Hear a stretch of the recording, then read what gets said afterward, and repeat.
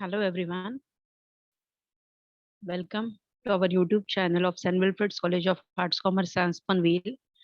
Today my topic is recruitment and selection, part 4, and the subtopic on which I'll be discussing today is the induction in HRM. Myself, Assistant Professor Tapasya Patil, St. Wilfred's College of Arts, Commerce, Science, Panvel. Now, induction, meaning of induction. Induction in HRM, basically, induction means introduction of new employee to the job and the organization. Of course, when the new employee is been recruited, been selected in the organization, he is having a zero knowledge about the organization internal activities, about the job, about his duties, about the internal environment of the organization. For regarding everything, he is unknown. He is new to that. So, in this induction, every new employee to the job would be introduced very properly. It is a process of receiving and welcoming employee when he first joins a company. Yes, we should welcome the employee so that he will feel very comfortable, that we have been greeted in the organization very properly. We have been asked for something. We have been given the information of the company, so they would feel comfortable regarding it, and giving him the basic information he needs to settle down quickly and happily and start to work. See, on the day one or of his joining, first of a week, we can say we should not give the burden of the work to him, or else the overall information of the organization we should not give to him, to the new employee. In fact, slowly the few information we should give to the employee, so that he would understand that what is organization exactly. Yes, it is a welcoming process to make him feel at home and generate in him a feeling of belongingness to the organization. In the process of induction, the newcomer is explained his duties and responsibilities. Yes. Now, what is the process of induction? In the short, I'll explain you that a newcomer which has been selected in the organization, which has been welcomed in the organization, he's explained him the job duties and responsibilities, company rules, policies, regulations, so as to make him familiar to the organization. Next, important characteristics of induction in HRM. Now, what are the important characteristics?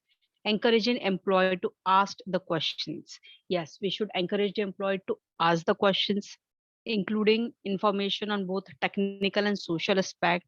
Yes, information should be given to the employee on both the aspects, as on the basis of technical and social aspects, making the new employees manager responsible for the orientation. Yes, the new employee's boss, the new employee's manager is responsible for the orientation program of that employee.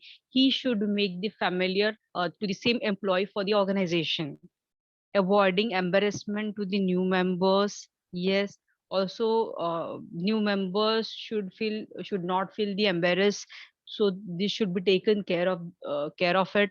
Arranging a formal and informal interaction with the managers and peers. Yes, the interaction should be of two types, that is in the formal way, and that should be in the informal way also, in between peers and managers. Providing relocation assistance such as house hunting, information about the local society, and etc.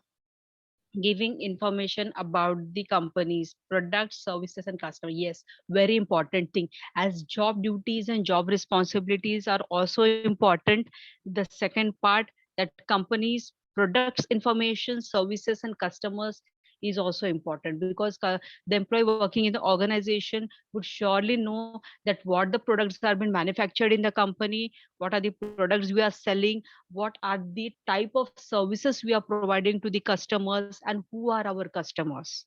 This knowledge should also have to the employees. This is a mandatory thing. Now, objectives of induction in HRM. Now, what is the objectives of induction? Why we go for an induction? What is the aim of the company? to help the new employee to develop a close and cordial relation with the existing employees. Yes, to help the new employee, yes, to develop a very close relations with the existing employees, those who are already working in the organization, to give the new employee necessary information such as, now see in this what we can see, we give the new employee a very necessary information, but which information? Location of different building, company rules, leave rules, rest periods, etc. To help the new employee overcome his natural shyness. Yes, the employee should feel comfortable. He should not go through the shyness things, nervousness in the meeting, in meeting the new people in the organization. So this thing should not happen. So this is our objective of uh, making this induction program in the organization. Also, to develop a sense of belongingness and loyalty among new employees. Yes, the sense of belongingness and loyalty should also be there in the new employees, to help the employee know the different facilities and opportunities available in the organization. Yes, what are the facilities they would be getting, what are the opportunities available for them in the organization. They should have the idea about this, to help new employee to minimize reality shock that they may undergo after reporting to duty. Yes, these things are important, and these are organizations objectives. So organization conducts an induction program for them. Next, we are moving with introduction in HRM, that is need for induction. Why induction is needed? Yes, as companies work hard to recruit the right candidate for the organization, it is equally important them to carry out a well planned and organized induction session for the new recruiters, new recruits. Yes.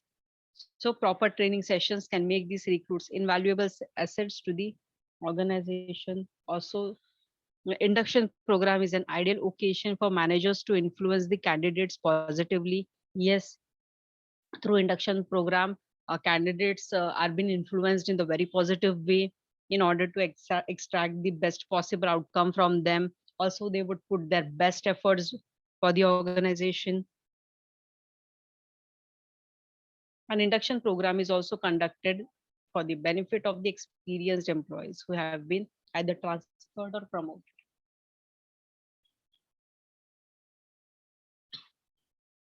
Next, the prime aim of the induction session is to guarantee a successful integration of employees and the management. Yes, there should be a proper integration, successful integration between the employees and the management. Next, reasons for induction. Employees have the right to a proper orientation to any new job position. Yes, why? What is the reason of the induction? Employees has a right that wherever they have been working, they should be known that organization should be known very properly to them. They need to be helped to fit rapidly into organization and into working group. Yes, they should fit into organization very properly. Yes, they need to know clearly what is expected of them. Yes. Now, what is expected from their job? They should be known very properly entering into that job, before entering into that job. So, the standards and the style of the work they are to perform. They need to understand the organization's rules and regulations. Of course, they understand the organization's rules and regulations.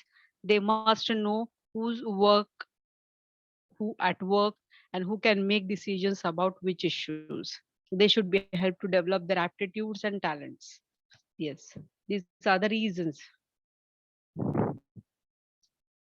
Generally, a formal orientation or induction program should provide the following information. Yes.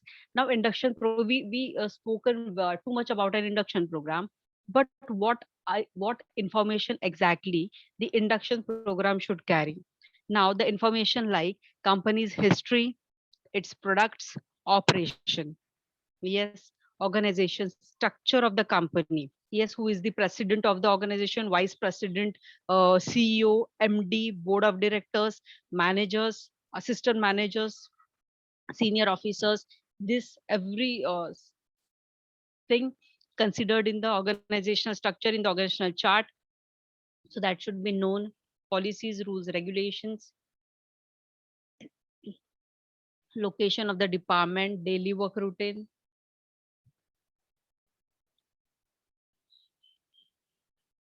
facilities available and safety measures provided, terms and conditions of service, payment of salaries and wages, working conditions, work time, holidays, etc. Yes, rules regarding disciplines, opportunities for training, promotion, transfer, etc. Yes, what are the training they would be provided? What are the opportunities for promotion and all? Grievance procedures and suggestions and schemes. So this is the information which has been given to the new employee in the induction program. Now, evaluation of induction program, how it has been evaluated. There must be an annual review to find out the objectives of induction program. Yes, once in the year, they should go for a review to find the aim for the induction program. To improve induction, there must be candid comprehensive feedback from everyone involved in the program. Yes, those candidates who are been involved in the program, they would be properly given feedback regarding it. Feedback is induction are received through many ways in deep interviews with randomly day one, well forming selected employees, supervisors, questionnaires for coverage of all the new employees. Next, making induction program effective. How we can make the induction program effective? Involvement of top management. Top management involved is prerequisite for the success of any HRM function. Yes, top management should be involved in it. It has a specific relevance for a orientation program because of two factors. Now, which are the two factors? First, involvement of top management in orientation process sends right signal. Yes. And second, involvement of top management in orientation program is quite significant from the point of view of new recruits. Next, preparation for new employees. So what the preparation for new employees we should do? No new employee feels himself a part of organization unless he's fully inducted into it. Yes, no new employee himself a part of organization unless he's fully inducted into it. The induction program must focus on this, and there must be a proper preparation before employees comes to the organization. Yes, before employee comes to the organization, there would be a proper planning, preparation should be done. Determination of information need of the new employees. Yes, now determination of information need of the new employees is: first, the new employee should be provided all such information which is for their immediate relevance. Yes, for immediately working, what the things are been important should be first conveyed to the new employees. Second, there should not be information overload at a time of orientation. Yes, too much information don't provide to the employee at the time of orientation, because as the employee can be overloaded through that. The employees can't fit the overall information at the same time. So slowly we should provide to the new employees. Planning the presentation of information. It should be planned before the commencement of information program, that who will provide what information. Yes, who will provide and what information that person will provide. There should be linkage in providing such information at various stages of orientation with the view that all necessary information is provided and there is no unnecessary duplication of information. Next, concluding session. The main objective of the session should be to identify whether newcomers have understood all that was intended. Yes, what the newcomers, what I've been listening since in this session, should be understood them very properly. Yes, they should be encouraged to raise queries. Yes, they can raise their queries, can ask the questions on the information given to them about those aspects which are not clear to them. Yes, an attempt should be made clear the ambiguities. Thank you.